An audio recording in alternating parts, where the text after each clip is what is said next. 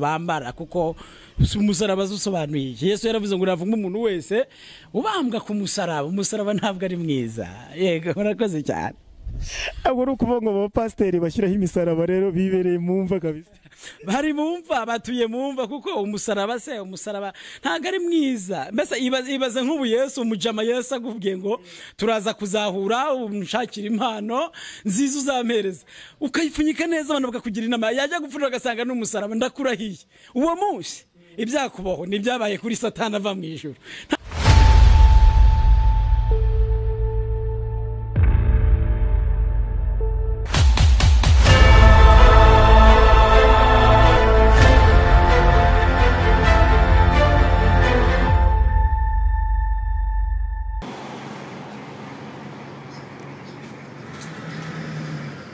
Yes, ni hot guys in town. Muramubona imbere yanyu umusitari nabonye kuri Shenge TV bamwise ngo ni Papa Cyangwe. Ese Papa Cyangwe twe tuzi ko ari wa wundi w'inyamirambo kandi ahindutse wo gute kandi urimo kubwiriza ubutumwa? Ntago ari amazina yanjye ni neza Moses. Papa Cyangwe nanjye nabibonye kuri Shenge TV. Master P mwabimubaza rwose kuko ni umuntu w'umusaza nanjye natunguwe no kumva yuko ndi Papa Cyangwe simbiza aho byavuye. Papa Cyangwe ubundi tuzi ko yambara neza cyane nihongera ngo byavuye n'ubu ngubu barakubona ko uba wajyanishije aga t-shirt na karakantu ku ikote ni ibintu bidasanzwe. Ni ibintu bidasanzwe ariko byaba ni ibintu bisanzwe. N'ubuzima tugomba koroshya ibintu dukomeza ibintu. Nahoze nkureba kare ndeba n'agapfukamunwa kajyana n'inkweto wambaye ndumirwa kabisa urajyanisha kweli. Ubundi mu buzima busanzwe bwira abakunda hot guys in town ikintu ukora niki? Ikintu dukora n'ama business amwe namwe kazi kivuga butumwa ntabwo ari akazi. Dukora n'utundi tuzi dutandukanye kugira ngo tubashe kuba twabaho. Yego. Muri make ubuzima mbayemo ngewe n'ubuzima ndakora hari ibyo nkora. Yego. Iyo umuntu atavuze icyo akora hari igihe aba ari umujura kugira ngo atiraburiza bakazamurahiraho ntibyaba ari ubujura. Oya ntago ari ubujura birazwi ibyo nkora nuko bitari ngombwa. Murakoze cyane. Hano mu muki abantu bakora ibintu byinshi cyane bakabaho ubwo wigize ibanga reka tubyihorere ahubwo wasanga uri n'umukomisiyoneri.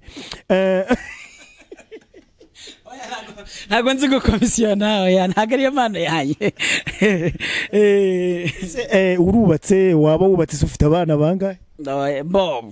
Kandi munyita ngo ndi Papa Cyangwe.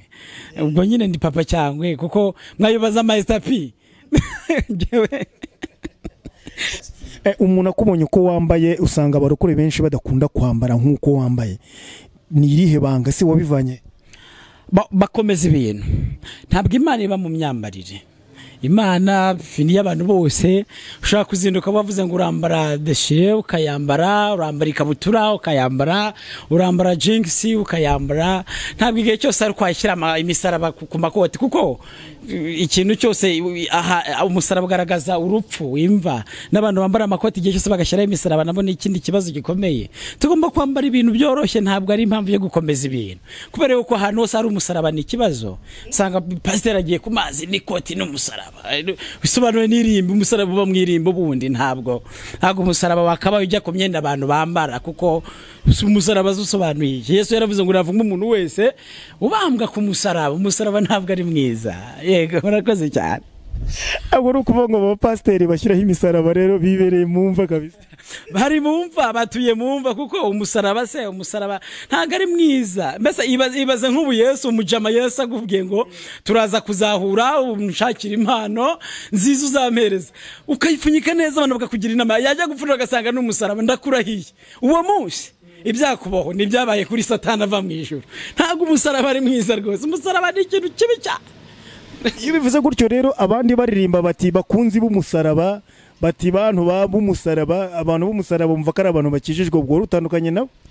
Ndagwereza urugero nk'ubu Papa cyangwa papa wawe n'urugero ariko ntanze abantu ntibaze kutwumva nabi. Yarishwe n'umupango umuntu amutemye umupanga ubonye buri gihe cyose wazajya uwanga ntago wazawukunda. Ni ukuvuga ngo rero umusaraba niyo Yesu bamutera ibuye akava amaraso, ntago hari hakenewe umusaraba, ahubwo baririmba amaraso niyo yari akenewe. Abakunzi b'umusaraba nyine ni abagome ba Kristo, ntabwo ari abakunzi ba Kristo. Nuvuga ngo ni abagome, ni abantu babi, abakunzi b'umusaraba ni abagome ba Kristo. Nuvuga ngo Yesu akeneye abantu bamukunda bitanyuze ku musaraba. Niyo bamutera ibuye gusa akava amaraso, icyari gikenewe na amaraso gusa, ntabwo yari umusaraba. Hari indirimbo baririmba ngo narindemerewe n'ibyaha ngo ngeze ku musaraba ngo ndabyitura, urayipinze re? Iyo ndirimbo ntabwo iriyo, kuko umusaraba ntabwo ari udutura ibyaha. Kristo niwe udutura ibyaha. Rero umusaraba si udutura ibyaha, ahubwo Kristo niwe udutura ibyaha. Abakunda umusaraba bakirema agatege bakomeze. Ariko uzi umuntu wayobye arirukanka cyane ariko ku muvuduko uri hejuru. Ariko abantu ntibakunda Yesu bitanyuze ku musaraba. Umusaraba niyo bamutera ibuye, niyo sinzi bamukoresha ikindi cyari cyo cyose akava amaraso, niyo yari akenewe. Noneho bamwe bavuga ngo barakijijwe barenga umusaraba, byo bivuga we? Ni ikibazo gikomeye. Ahubwo no musengero mbona bazarenga umusaraba, kuko abapasiri bashaka abantu barenga umusaraba.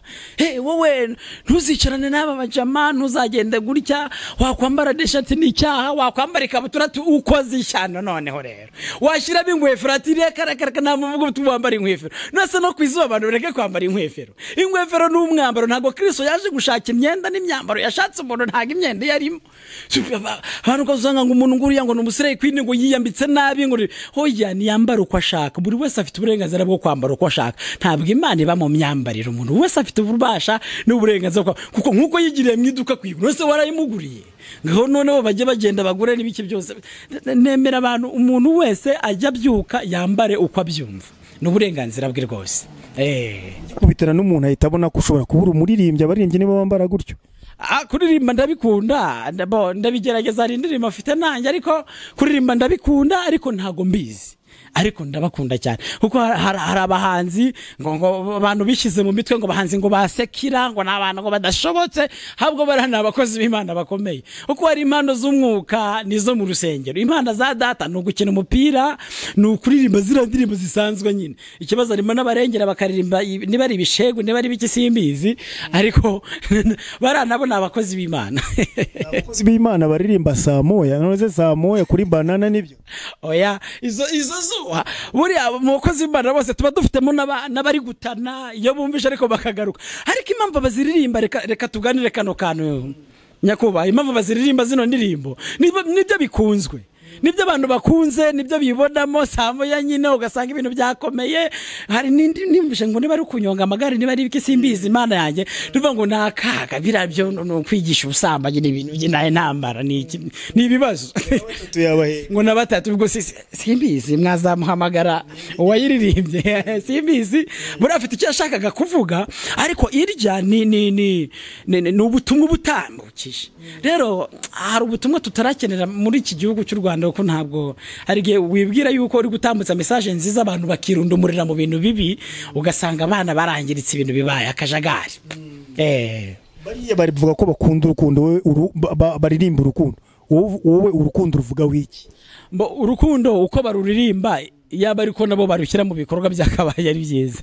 Urukundo baririmba ni rwo pe, ariko urukundo rwishema ikindi kintu nyuma yarwo birakaze. Ndagira ngo umbwire ku rukundo urimo kubona muri iyi minsi ya none, abasore barimo gukundana. Urabona abasore barimo gukundana gute? Urukundo barimo gukundana rushingiye kuri bimeze bite? Urukundo barimo bakundana ni urukundo rushingiye ku bintu bifatika.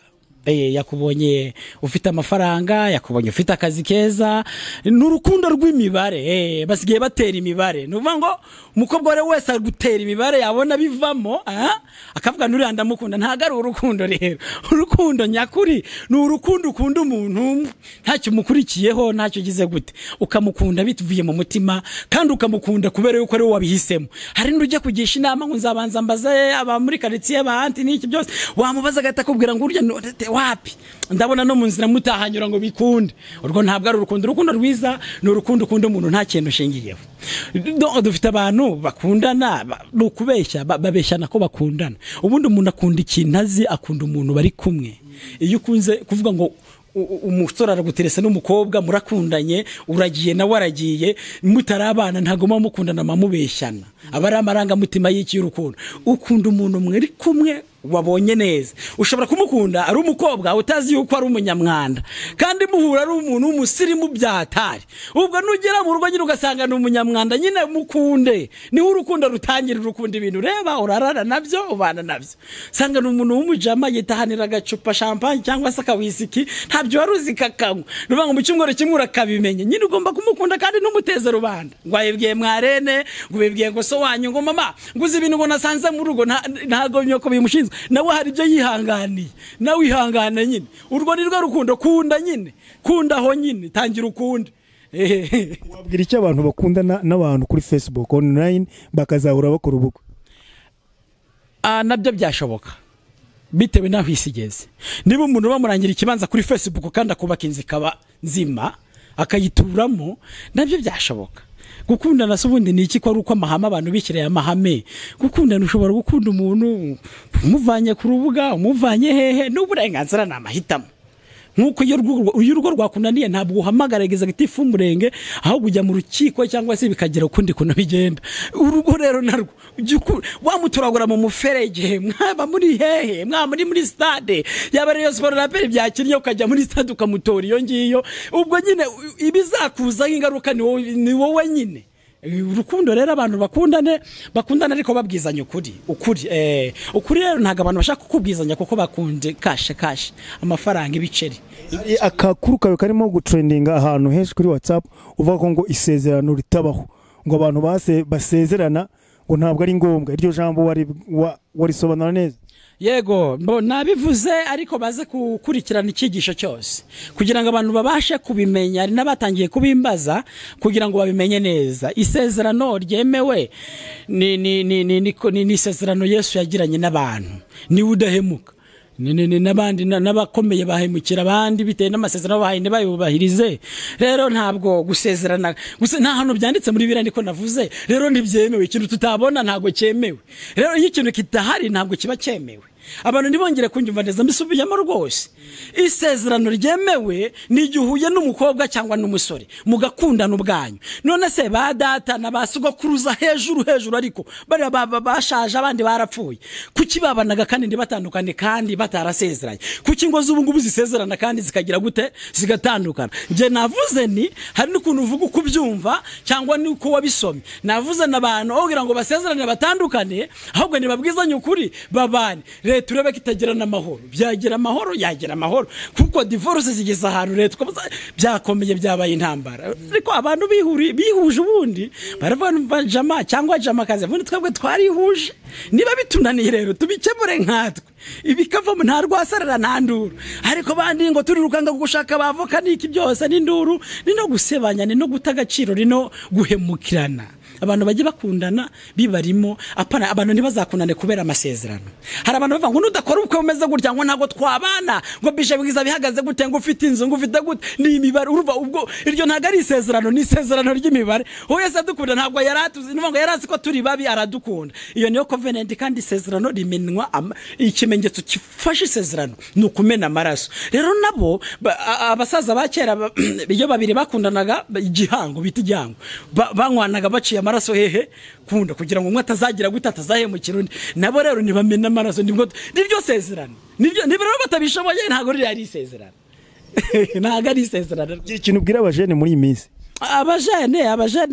abajene mbo ntago mvuze ngo bakizwe ngo bahinduke uya ahubwo bizera Imana bahindura inzira zabo mbi izo bazi ko ari mbi bazihindura burya iyo bakoze ikintu kibi umutima urakikubwira babihindure niba mara kubihindura ubuzima bwabo yakwambara ngo amacupa yakwambara kabutura yakwambara ingwefero yagira gute ariko mwimbera kunda Yesu nta kibazo ubundi by'imyambaro n'ibitenge n'ibitambaro n'imisatsi ya naturelle byavuye mu madini n'amadogtrine y'idini ntabwo ari Yesu wabivuze muri mission za Yesu ntabwo hari harimo naturelle ntabwo yarazi none se abazungu bajya hehe none ngo nzagira ngo akantu ko katanyereye none se y'abazungu iguye ntabwo abakunda ni iby'amadini abapasiteri batuzaniye amashyano bizera Imana gusa basoma Bibiliya bakunda Imana birinde ibiyobyabwenge birinde ibintu byabateza urugomo birinde guhemukirana birinde kwishora mu bujura n'iki